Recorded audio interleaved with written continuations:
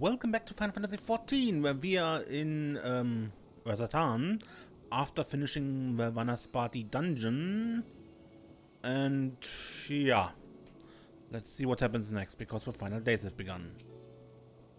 All life must end in death, yet death in turn gives birth to new life. Such is the flow of Aether. To think that natural cycle could simply be cut off? The very thought makes me shudder. After so long and so many sacrifices, we finally found a cure for the tempered. But these poor souls, they vanish without a trace. Is there truly no saving them? While Estinia and Vitra defend Razatan from above, we on the ground must find a means to prevent these transformations, and soon. The stillness in there puts me ill at ease. We must be wary. Worry not, I can see your Aether and that of our companions. We have not suffered the fate of those unfortunate souls.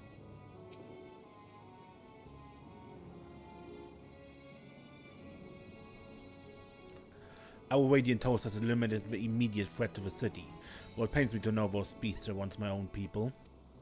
There's no telling when and where the next transformation might occur. We must remain vigilant and steel ourselves for whatever is yet to come.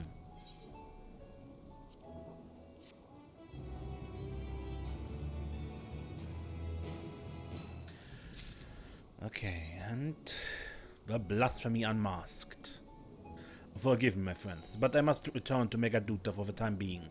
There I can better manage this crisis and dispatch my troops as the situation demands. In that case, we shall carry out an investigation of our own here in the city. Maybe the residents can tell us more about the first of the transformations and the conditions under which it occurred. If we can ascertain what exactly triggered these tragic events, it may give us some insight into a possible solution. Time is of the essence. Let us split into 3 groups so we may cover more ground. Alice and I will see to Paxa's path. Thankrit and Y'shtola pray make for Dharma. I leave Arthur to guard you, Desiree. Any information you can gather on the first blasphemy or the manifestation of the final days here in the city would be most helpful. When we complete our respective inquiries, let us reconvene in front of Megaduta, that we might share what we learned with the satrap.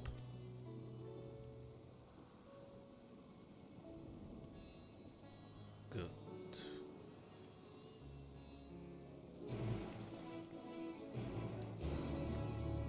Speak with Graha. Shall we be often? Arta is home to the high crucible of Alchemia. Those alchemists forged many of our warding skills. That seems as good a place as any to begin our investigation, don't you think? I spoke briefly with Nuadin, the chief alchemist there, on our last visit. He should be happy to answer our queries.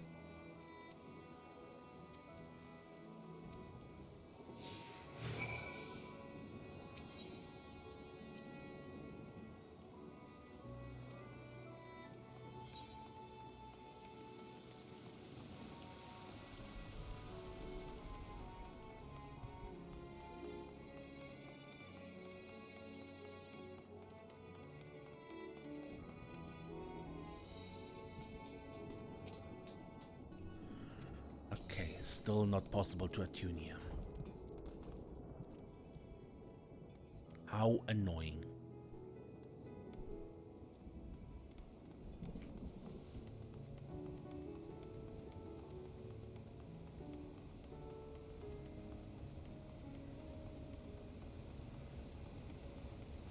Nuadin.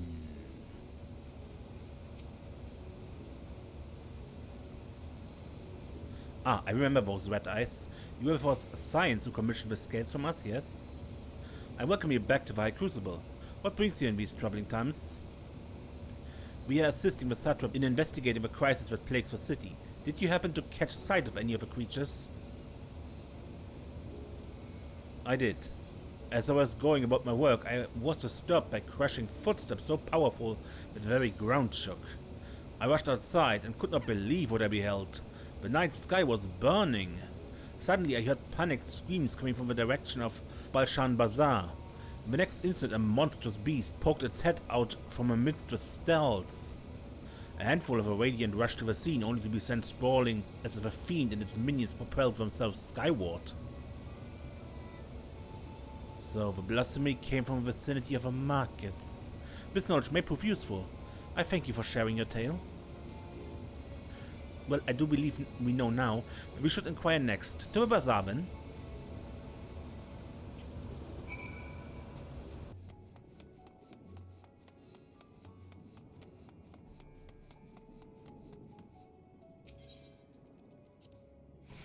So, this is Thavnairian weave. I must say it bears a resemblance to the traditional fabrics of Corvus.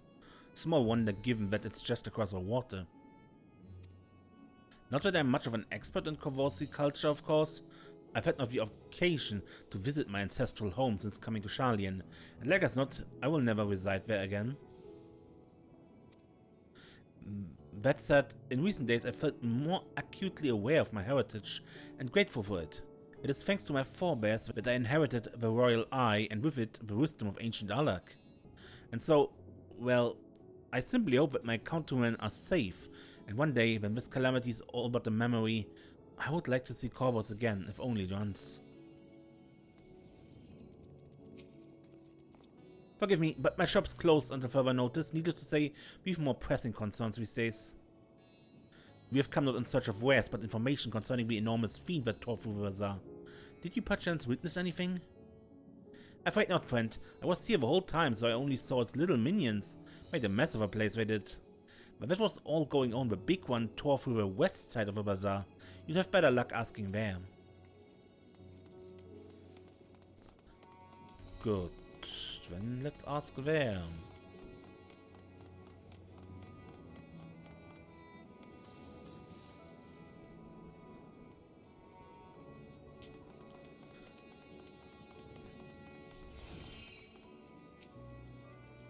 Sisters of Mercy, what is happening to the world? What am I to do? Is nowhere safe?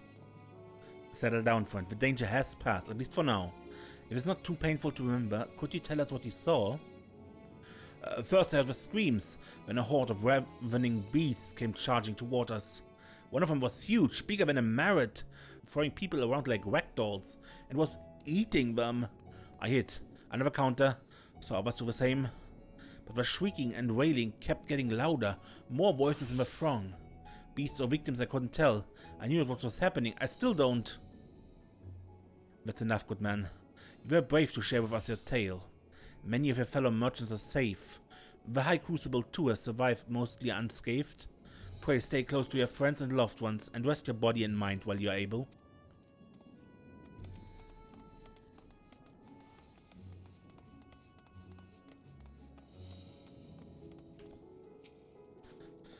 Is something the matter, traveler? If you're lost, perhaps I could be of assistance. Your offer is most appreciated. We are not lost, but we are in need of information. Might you know anything about the gargantuan beast that rampaged through the bazaar? Aye, I saw it all. Boy, I wish I had not. I was going about my work when all of a sudden a piercing scream cut through the air. I turned around and there was a fiend, its massive body bursting through that entryway with the force of a tidal wave, and then it was gone as quickly as it came. That is the extent of what we will learn here, I think. Shall we take a moment to consider our findings elsewhere? So it came through this door here, yeah?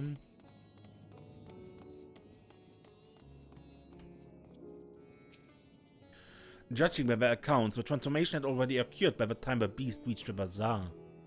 It tore through the west side of the bazaar and headed towards the Aetheryte Plaza. In other words, the blasphemy may have first appeared in this vicinity. That being the case, the people in that Meane can surely tell us more.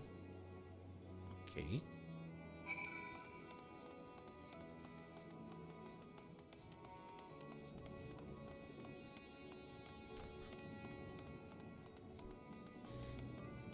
I mean, theoretically, there are closed doors where it could have come from also, but we can't go there, so it can't be there, right? Even after repairing all that damage, it'll take a while for business to pick up again. You mean that blasphemy? That's what the Radiance has been calling them anyway. I saw it too, we all did. I was standing here at the counter as Marie poured me a drink, and suddenly there was this dreadful sound, like a pained, angry groan. It was unlike anything I've ever heard. I turned around in shock, and from an ominous cloud of black mist rose the creature, enormous and ghastly to behold. As for what happened next, to recall it sends shivers up my spine. By some stroke of fortune, I was able to slip outside before the beast got its claws on me. But the sight that greeted me offered no solace. The blue sky above turned red as blood.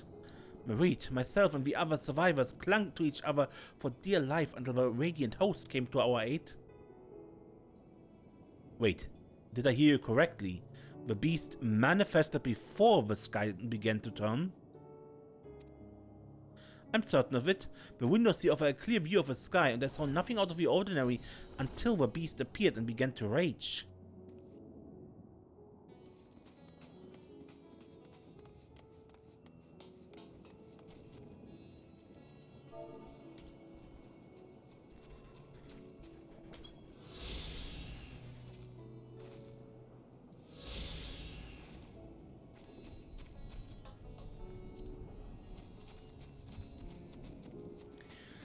Fearful hero.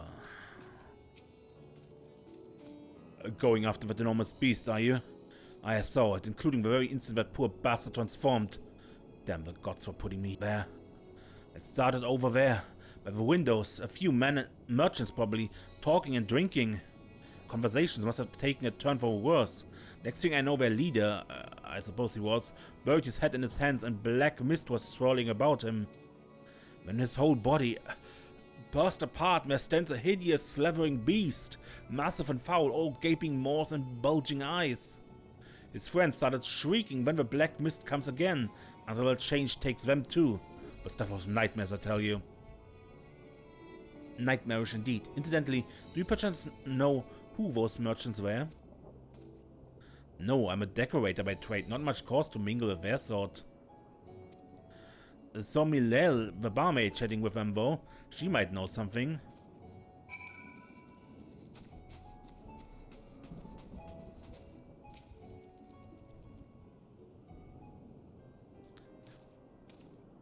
Oh, hello there.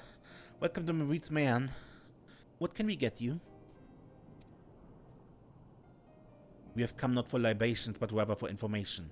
You're Milel, yes? We are investigating the so-called blasphemy on the satrap's behalf. We hear it was one of your customers, a merchant, that first underwent the transformation. What can you tell me about him?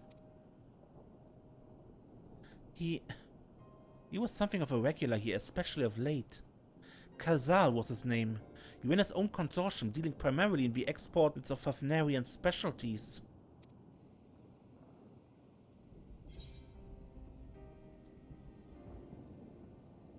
It's him I met Matzia. Yes, the name rings a bell. Didn't you meet them both on your first trip to Thavnair? If I recall correctly, Khazal ran a trading operation in Yedlimat, and it was there that you made Matzia's acquaintance. Yes, that's the same Khazal, no doubt. A rather successful man, from what I gather. That said, it was clear that he had fallen on hard times of late. Those ghastly towers popping up everywhere cannot have been good for business. Even now, with the towers gone, the collapse of the empire has led to all sorts of problems elsewhere. The market for luxuries is surely not what it once was. Trying times for the head of a trading consortium indeed. Khazal was a compassionate man. Even as his own business suffered, he did what he could to provide for the artisans, fishermen, and many others who counted on him to sell their wares. Indeed, that was the very topic of yesterday's meeting as far as I could hear. Yet, as they discussed matters further, Khazal's tone grew grave and grim. It was then that... Forgive me, I would not have you recall the memory if it brings you pain. If I could, I would ask just one more thing. Did you notice anything unusual about Khazal in particular? Please, anything at all. Sorry, nothing springs to mind. Perhaps someone else can help you? Khazal lived for his work and had no family that I know of. His employees and associates knew him best, but they too are lost to us.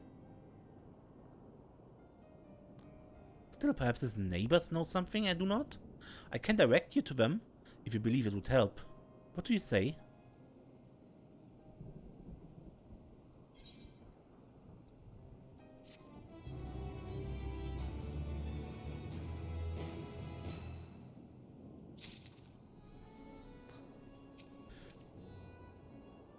Thanks to Malail, it appears we have a new lead. Let us leave no stone unturned. Khazal made his home in Kama, a nearby residential area. From what I gather, Khazal lived there since childhood and was known throughout the neighborhood. Kama, the name is new to me. How do we get there? I'll write down some directions. I cannot promise that you will find what you seek there, but if nothing else, it is a start. Come, let's see where this lead takes us. Graha is now accompanying you. Keep him at your side again.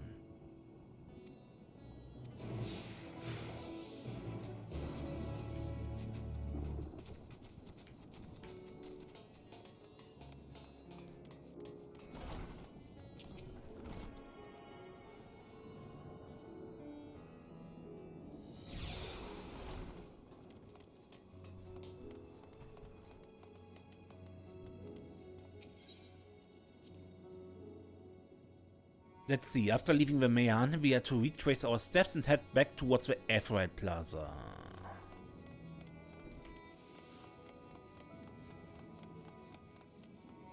Ah. Cart, you're in the way.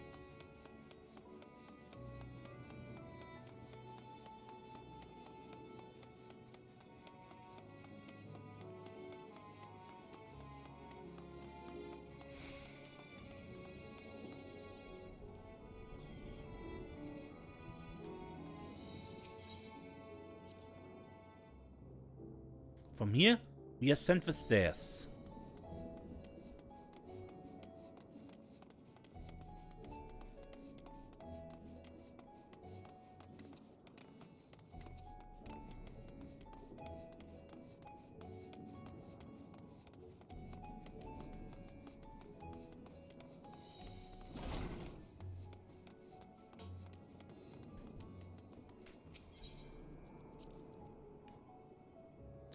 Ah, this must be Yush.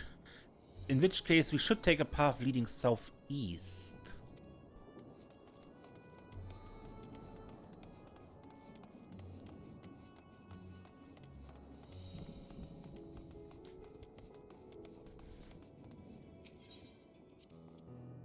If we keep going this way, we should arrive in Kama before long.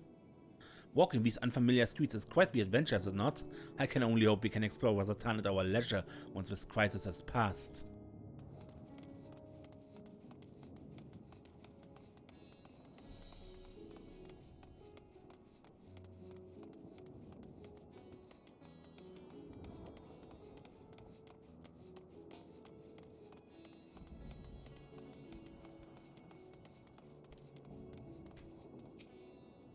And this must be Kama.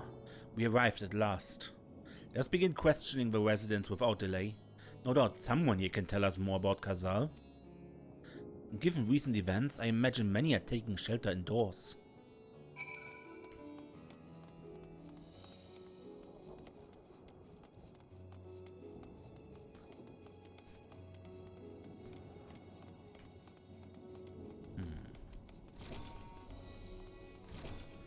Marty. Khazal, you say? Yes, I've known him since he was a boy. If there was ever a man who was born to be a merchant, it was him. Always early to depart and late to return, he spent his days procuring the finest wares and seeking out willing customers. You could say it came to him as easily as breathing. Sadly, business was flagging of late. No surprise, really, what with how dangerous travel has become. He was cooped up in his house from dawn till dusk the other day, no doubt racking his brain for a way to turn his fortunes around. Then at night I heard the door open. I looked out to see Khazal sitting on a bench, his head hung low. A man with the weight of the world on his shoulders. I see, the situation must have been quite dire indeed. Did you notice anything else out of the ordinary? Nothing to speak of. Other than the troubles with his consortium, he was the very same old Khazal. Cordial and honest, like always. The questions you're asking, has something happened to him? He wasn't caught up in the terrible incident at the bazaar, was he? I don't travel much these days, but my daughter told me not to venture outside. Stuck in here as I am, I've thought little about these bizarre goings-on. Rest assured, the city is safe for now, but the situation may change without warning. I urge you, stay close to your daughter and be prepared to take refuge if the satrap order it. Yes, I shall do just that. Thank you for your concern and pray stay safe as well.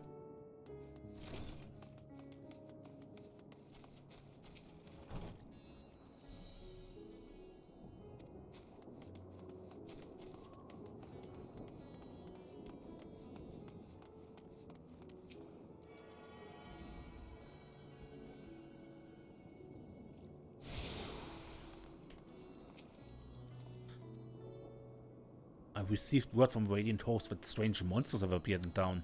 We must help escort the citizens to safety. Yeah. Pariga. Huh? Could you come back another time? I just woke up and I'm not exactly in the mood for idle chit-chat. Well, that's one way to avoid the panic, I suppose. Pardon our intrusion. You may not have noticed, but a great danger has come to Thavnair. I encourage you to stay alert and prepare to flee the city should the situation turn dire. But before we leave you in peace, pray allow us to ask a question or two. Did you know a local merchant named Khazal? If so, did you notice anything unusual about him recently? Khazal? I know him. In fact, we spoke just the other day. Like many others, his business was doing poorly. Still, it seemed as though he managed to turn things around thanks to a generous order from Ruveda's fibers. Why, he was practically dancing in the streets. I haven't spoken with him since, but I assume it all went well. Jinabaha might be able to tell you more though. As I recall, he was the one who brokered the arrangement. Jinabaha at Ruveda Fibers. That sounds promising.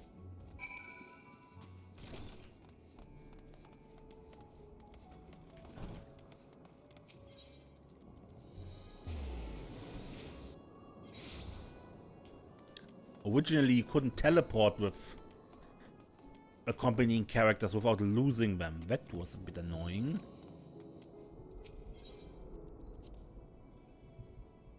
If I'm not mistaken, these stairs lead up to Dharma. It's quite the sight, the red sky above. During the final days of yore, the heavens burned and the stars fell. Creation's magic's running amok. That was my assumption when I saw Amaroth. Perhaps the ancients believed the same. That the terror of a single powerful individual was the cause of their calamity. And yet, those selfsame horrors now manifest themselves before our eyes. What could it be that set the heavens aflame and turns ordinary men to beasts?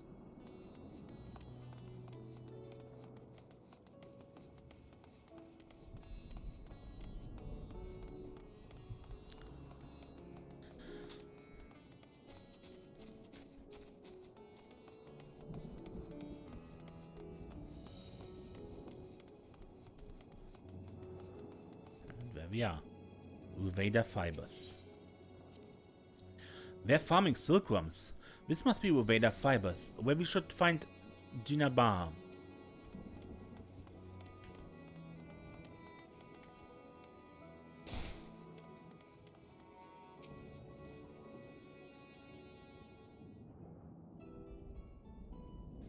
And hurry, I say, there's no time to waste.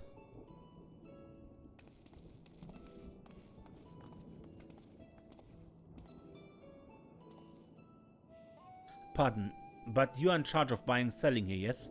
We have a few questions that we'd like to... I'm sorry, but I simply don't have time to chat. If you haven't noticed, we have our hands full at the moment. We must carry all our wares and equipment to safety before those accursed beasts return.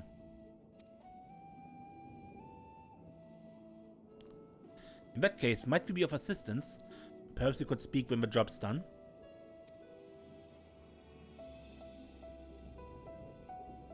Very well. You can start by helping us move our equipment. Ask the others what to put where.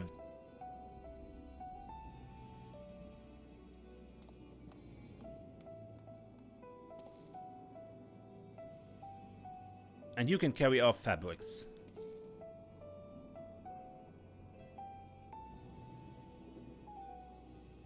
Go through that door and speak with Kamala. She'll tell you the rest. Remember, these textiles are our livelihood. Handle them with care.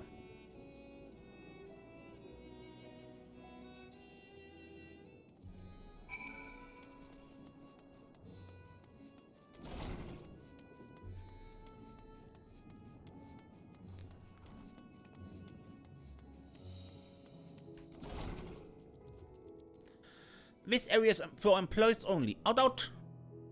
I'm here to help.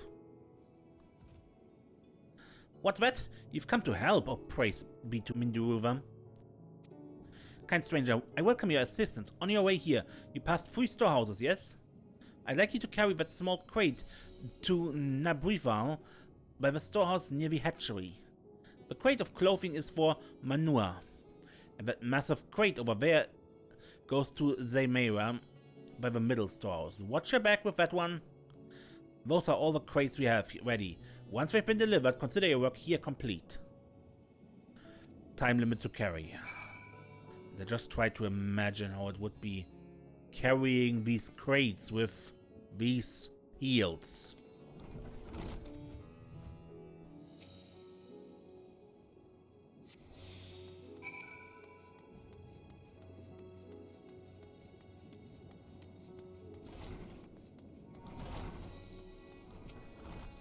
Fred, is it? When you've come to the right place, we thank you for your aid.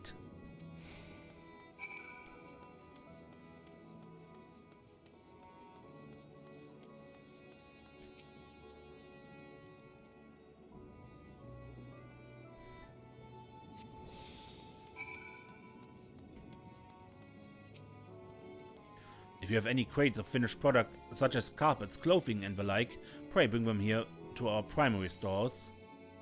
A crate full of clothing, is it? I can take that off your hands. Many thanks for the delivery.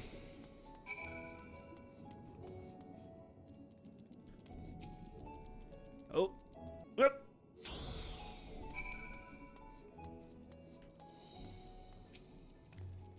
I say, you're quite a brawny one, aren't you? Good timing that. Never know when you'll need to defend yourselves in these unpredictable times. A crate full of fabrics, is it? Exactly what I was hoping to receive. Here, let me put that away for you.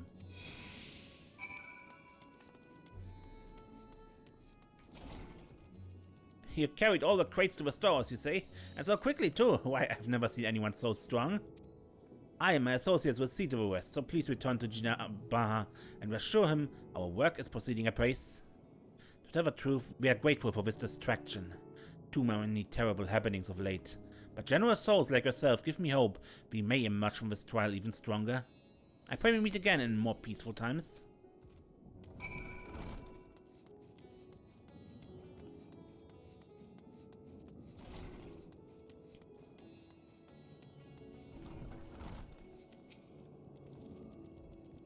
Done as I ask, have you? If Camilla is satisfied with your work, then so am I. You've done us a great favor, traveler.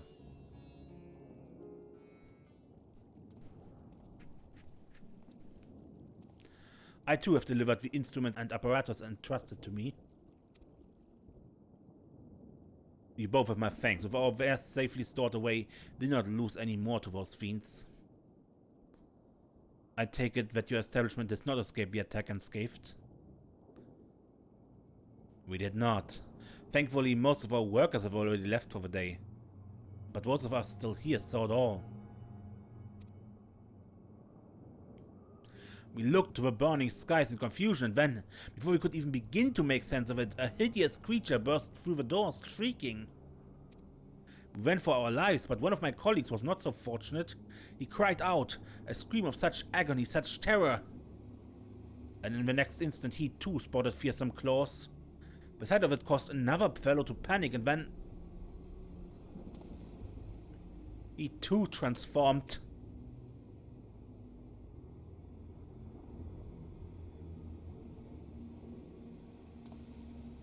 I'm sorry. There's something you wanted to ask? Indeed. You knew the merchant Kazal, did you not? I believe he had some dealings with your establishment. Kazal, I know him well. We'd arranged for his consortium to deliver a large shipment of fabrics, but in the end we received a better offer and had to turn him down. I understand his business is struggling, but so is ours. Another of our most reliable trading partners agreed to transport the goods for a much smaller commission, and we've had been fools to refuse. I feel terrible for withdrawing the offer, but you must understand we simply had no choice. He tried to put on a brave face when I delivered the news, but his dejection and despair were plain as day. He said he'd discuss it with his associates, but I could tell he'd all but given up hope. Dejection and despair.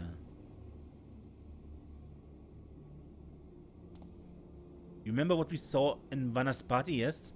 Soldiers and jungle dwellers pushed to the very brink, turning into beasts one after the next? It would seem the same phenomenon occurred here. The poor craftsmen attacked by the fiends, as well as those that witnessed it, all undergoing the change. I suspect that everything began with Kalzal. By all accounts, it was he who suffered from the most profound and piercing despair. Wait, could that be it? That such intense emotions were what triggered his transformation? Much remains unclear, but I believe we are drawing closer to an answer. At any rate, we must discuss our findings with the others.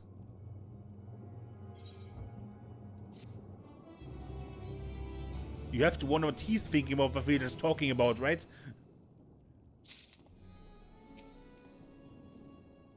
Can the despair in a man's heart consign him to such a terrible fate? Okay, but I think I end this episode and we go report this next time. Until then, I'm Mace and don't get lost.